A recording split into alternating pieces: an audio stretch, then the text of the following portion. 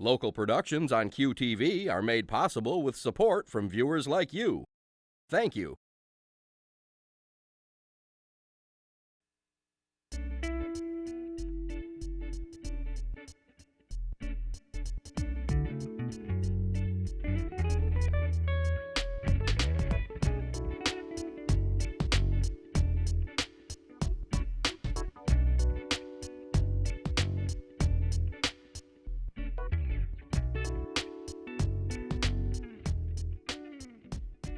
Hello everyone, I'm Junia. Welcome to Uncommon Sense. Thank you for tuning in. Recently, I had the wonderful opportunity to attend an event hosted by the Mid-Michigan Innovators at the Dow Diamond. This event, called Heading for the Big Leagues, transformed the Dow Diamond Concourse into a technology and innovative showcase for promising and successful companies from around the Mid-Michigan region.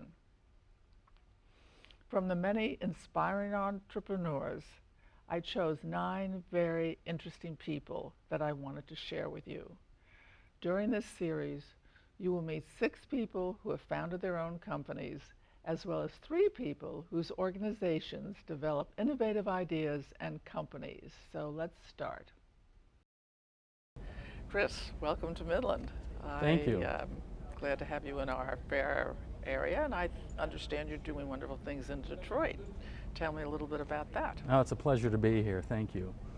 I'm with the BISDM Accelerator, and BISDM is the startup accelerator founded by Dan Gilbert, who is the chairman of Quicken Loans, majority owner of the Cleveland Cavaliers, and the Quicken Loans family of companies, as we call it. It's about 70 to 75 different companies.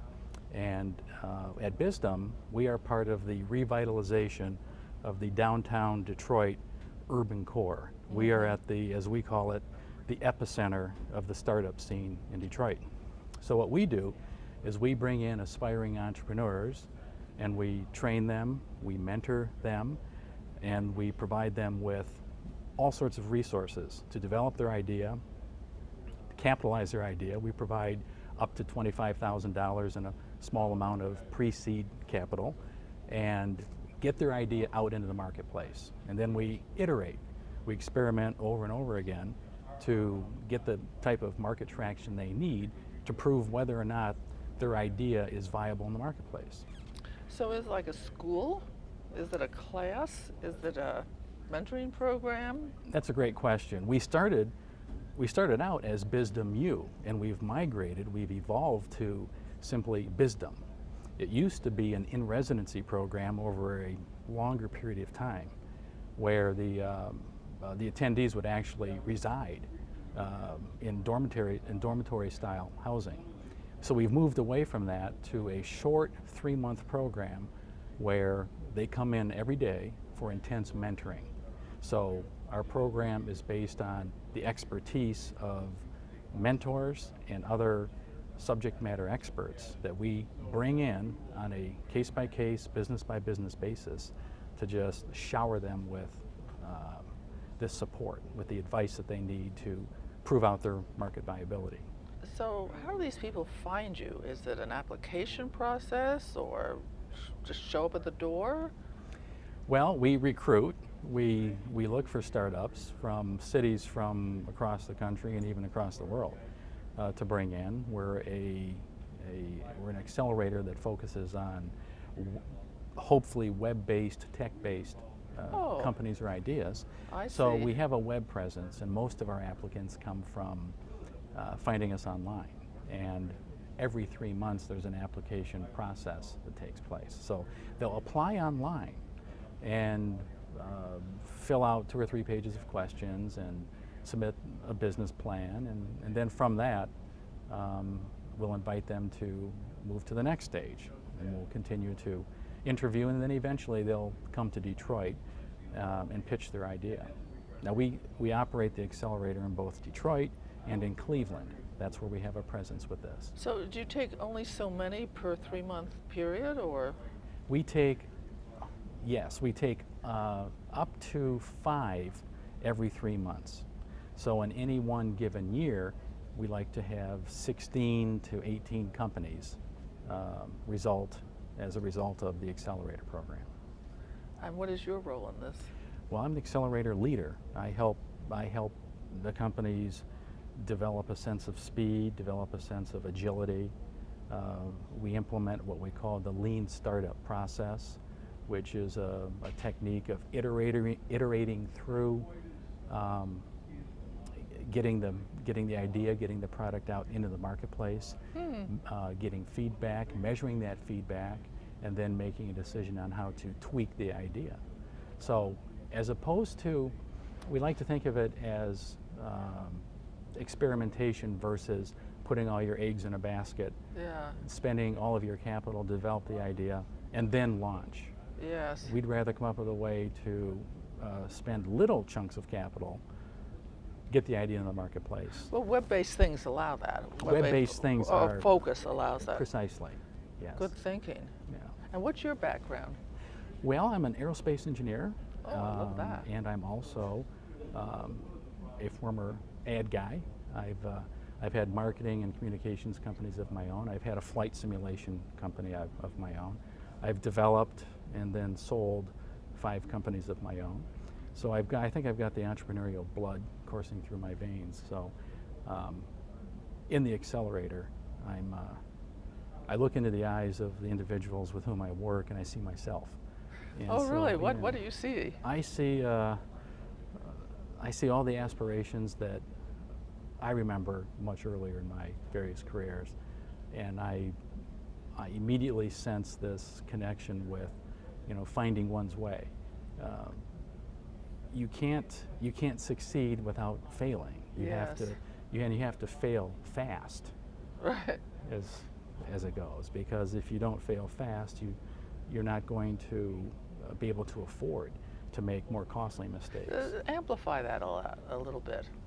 Well, if you have limited resources, if you have just a certain amount of capital, it's the job of the company, it's the responsibility of the CEO to not run out of that capital, to get as much done with that capital as you possibly can, to get as much market validation done, get enough proof of concept done, if you will, to prove that your idea, that your business will scale. And for the businesses that come into our accelerator, from day one, we instill a sense of leverage. What is leverage? Well, leverage is building something once and then selling it multiple times, over and over again, hopefully without the need for human intervention. The business makes money while you sleep. Oh, I like that. That's our idea of scaling, particularly with web-based, tech-based companies. How does one know when one fails? Is that something you decide, the entrepreneur decides? It's obvious, not obvious? It becomes obvious to the team, leadership and the entrepreneurial team, because the market tells us. The market is the ultimate litmus test for us. Our process is build, measure, and then learn. You build a minimum viable product, if you will, or something that'll just get by or just be acceptable in the marketplace. And then you measure audience or consumer receptivity to that, and you harvest that data. And that data, whether or not the attributes of your product or service are resonating with customers, whether or not you're getting the number of hits to the website that you expect, all those data points pretty conclusively between the leadership side of the accelerator process and the entrepreneurial team itself can tell from that data. That's exciting because it speeds it up. It is. And we're all about speed. It's all about speed. Right. Oh, thank you so much, Chris, for being here and sharing this pleasure. information Thank you. with us. Doing good work there. Thank you. Very satisfying. Well, yours is certainly a modern company. Tell us what it does. So GuidesMob makes college town guides for iPhone and Android that help students discover and experience college life. These apps are for college campuses all over the U.S. And what is different from other opportunities to find out what's going on in a town? One of the companies people usually compare us to is Yelp. but we do actually do a lot more than Yelp. We don't only do directory and reviews, we do transportation, places, events going on and around campus. And one of the biggest differences is that when you look for something on Yelp, you might get results that are in the next town, but we get only results that are within 2 to 3 miles of the college campus, because anything outside of that might as well be on the other side of the planet for college students. So they can dial in hotels or nifty bars or college, just where do the kids hang out, or colloquial things? Everything from transportation, so bus routes, taxis, to places where to find a dentist or a dry cleaner, and food, the cafeteria menus, as well as all the restaurants in the surroundings. And how do you make any money? So we focus on 3 different revenue streams. One of them is food ordering within the app, that's coming later this year. We have a deals and ad platform, and finally a sponsorship deal, which is an exclusive advertising deal with a national chain. That sounds promising, Yep. all of it. And how many college campuses have you done at this So point? we started with Michigan State University. I'm an alumni from Michigan State. Congratulations. Thank you very much. And we're expanding to 3 new campuses this fall: University of Michigan, Ohio State University, and Central Michigan University. We're also in talks with a few people in Detroit to make our first city app for the city of Detroit. Interesting. And do you need anyone's permission or cooperation when you do this? I mean, when you say you're in a couple of universities and branching out. So we're a third party, and the reason for that is because the officially licensed apps, because of policy and liability issues, can't display anything off campus. And so being third party, we can display all the the nightclubs and all the restaurants and everything outside of campus. What we do with the universities is we approach individual departments that we help, and we ask them to help us back. And so far we've gotten an amazing response at Michigan State and already at some of the other campuses as well. So who is working? How many people are working, and what are they doing in this interesting idea company? So right now it's only me in the company, but I for do you. have a guy called Jeremy that's coming in as our CTO, and he's a brilliant coder. He's going to come in and take care of all the technology. And what drew you to do this, to start a company? So I was an international student at Michigan State, and when I got there, I didn't know anyone, I didn't know where anything was, and I realized that most other students are in the same position because most of us are from at least a different city. Yeah. And so I just decided to gather all these resources that I discovered and used throughout the 4 years that I was at Michigan State and combine them into one thing. And then what did you do? Just test it out to see if anyone would like it? Yeah, so the first thing was to actually build it, and I was an econ major, so I took 1.5 years full-time to just teach myself how to code, and I eventually ended up designing and building the first version of the Spartan app, launched it, and we've gotten an incredible traction so far. And how does you determine incredible? Well, right now we have 10,600 users on iPhone, which is about 78% of the iPhone market at Michigan State, and we'll be launching for tablets and Android by the end of the year, so we're looking to more than triple our usage. And these are free apps right now? Yeah, the apps are free. A free app. Mm-hmm. That's remarkable. Thank you. You're going to have a really good time with this, huh? I'm already having a great time. Are you? Yeah. And so you see your strength more in concept and selling? And analytics. So I have a background in econometrics, so Yeah. that data analysis is really a strength of mine. Yeah. I see. And who gives you advice on how does a startup like this get advice? Who do you turn to? Or So maybe you don't need it? No, I definitely need it, and I suggest everyone else finds it too. When I first started making the app, I never really thought about starting my own business. It was really just make an app, then maybe make another one, and then another one after that, until I applied and got accepted into BISM, the startup accelerator in Detroit. Yeah. And without BISM, I really don't know where I'd be. And they've hooked me up with the Quicken Loan family of companies, and so now I have advisors in Quicken Loans and Rockbridge Equity and some other companies in the family as well. And how did you connect with Wisdom? A friend of mine just told me what it was about. He was in the previous class, and first I thought I'd never get accepted, and I just decided to apply, and I got accepted, and my life changed. It's something you apply to like a class, like a school? It's a Tell us about- 3-month program, Oh, I see. Yep. And which involves? which involves just heavy mentorship, all these different classes with leaders and mentors in the family of companies, free office space, and the best of all, you get to live downtown Detroit and really experience Detroit. I see. Well, that's a wonderful concept. Absolutely. So it really gave you strength, and it gave you advisors Yeah, and direction. yeah, especially and contacts. direction. Yes. So the networking, they do fund you up to $25,000. That's a lot. And yep, it can make a huge difference. And at first, to be honest, I thought that's what I really wanted from BISDOM. And then when I discovered the networking and the mentorship, I realized the money I got from BISDOM was nothing compared to everything else I keep getting from them. Yes. Everybody has to learn some way. It's just you're not born knowing anything, so you might as well get good people to teach you what you need to do. Now, is there any other competition that you're concerned about? We've seen, so we compete against official university apps, but like I said, because of policy and liability issues, they're very focused on academics and in campus. We also compete against Yelp, Foursquare, and Yellow Pages, but when you navigate those apps, you'll notice there's a lot of clutter, there's a lot of noise. Those apps are simply not built for students. And so we build our apps for students by students. It took a long time to do Michigan State because you had to be there as a student, figure it out yourself, but how are you going to handle Ohio State or the next one? So what we do is we find a brand rep that we can consult with, and we'll show them the Spartan app, and we'll tell them, look, this is what makes the Michigan State Spartan app unique. What makes Ohio State unique? And so they essentially build the app with us, and then we use their help to market to the students there. And it usually takes 2 to 4 weeks to get everything we need from campus. Yep. So why wouldn't you do that sort of simultaneously with several universities? Well, we just developed the platform for that. I see. Yeah. So now we had this non-scalable app that Jeremy and I turned into a platform where we can literally click a button, and in less than 5 seconds we create a duplicate of the app. So all we have to do to launch a new campus is just rebrand and switch the back end. This is modern. Yep.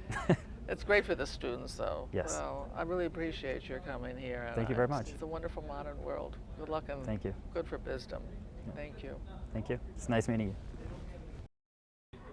Well, John, I want to hear about the Inventors Club. That sounds really very appealing. Well, I'm the chairman of the Michigan Inventors Coalition. We've never had all the inventor groups across Michigan talking or working together.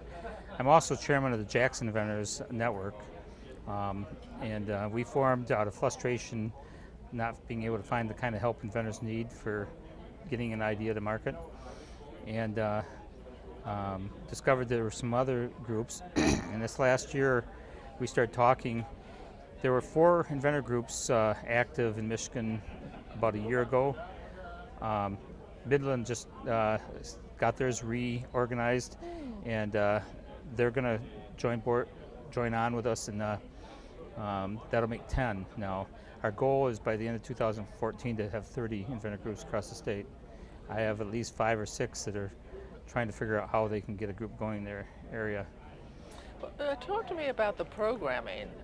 Do you have speakers, or do you get together and trade ideas, or how to start a company? Well, each group has a slightly different venue.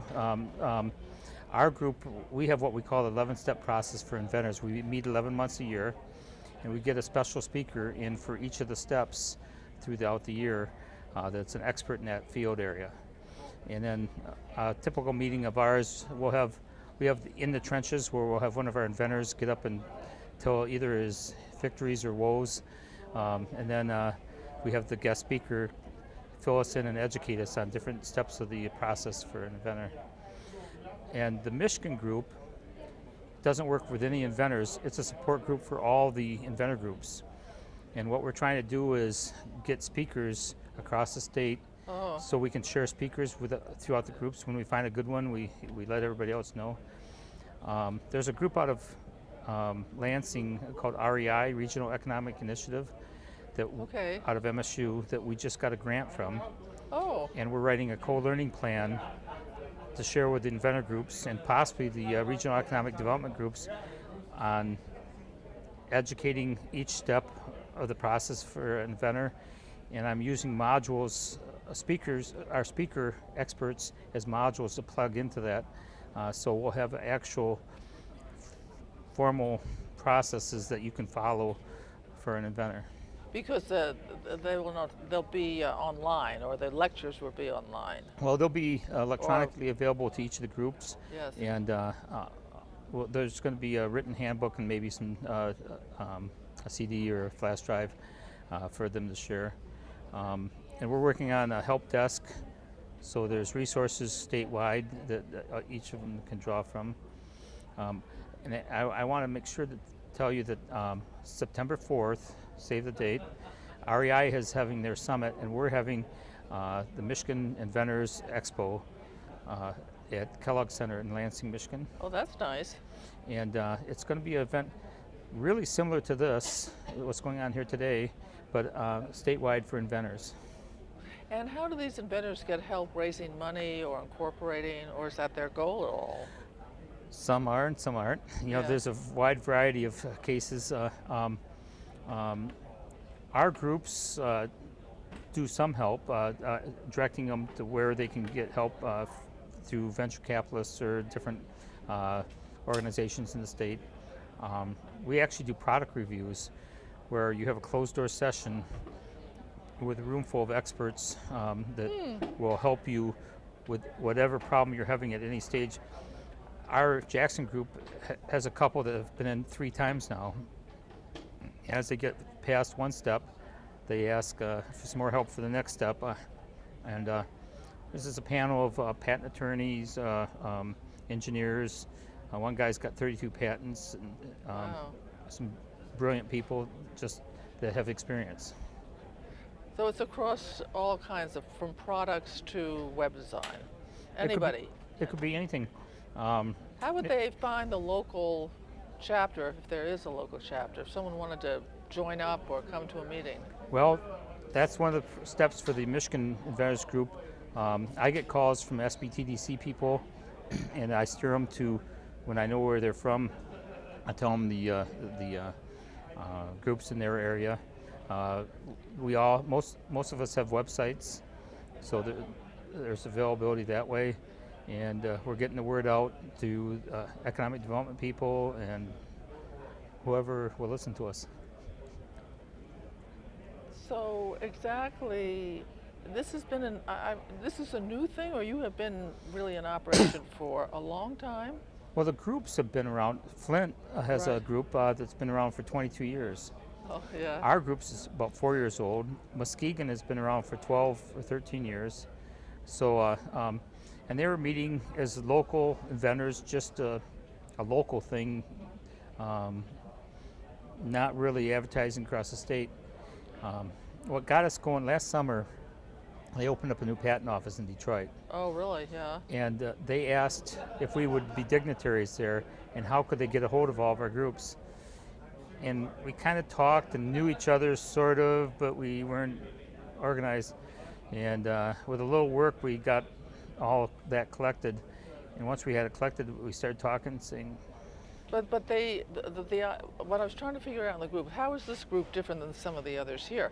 And what I'm hearing is, one, they just like to invent things, and two, they may want to patent them, they want to maybe commercialize them or not, but you have the full range.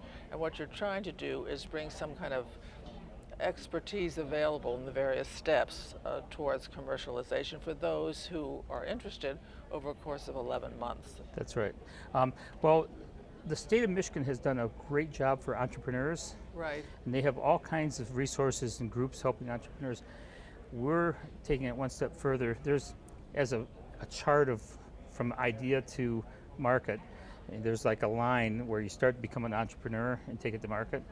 But there's this void before the entrepreneur vision. Oh, interesting. And so we're kind of trying to help Well, that's a good idea. in the process before they've gotten to that entrepreneur line. I see. And is there a charge for membership, or? Most of the groups, there's some that are free. Most, like our Jackson group, it costs $35 a year, or $5 a meeting. And Grand Rapids, I think, charges $75 a year. Most of it's pretty inexpensive. Yeah. Well, it's really wonderful that there's a home for people who want to or have invented things at all levels of interest. We're pulling the guys out of the basement and the garage and the little people that are afraid to get into the big groups and Yeah. afraid to share their ideas. And it's amazing the range from airplane projects down to A guy invented a tool because he was a carpenter that couldn't get something to work. So it's a broad range. We have housewives that have brought in products, everything. I see the range, and unfortunately I'm going to have to end this, but I encourage everybody who's interested to reach out to you. Thank you. So very much. Thank you. To contact Junia, send her an email at info@juniadome.com. For more information, program schedules, and news about future guests, go to www.juniadome.com.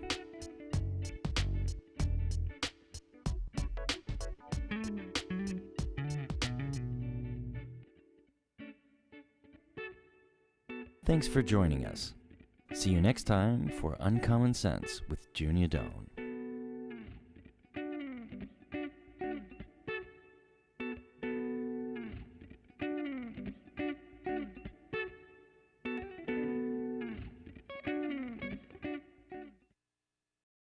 Local productions on QTV are made possible with support from viewers like you.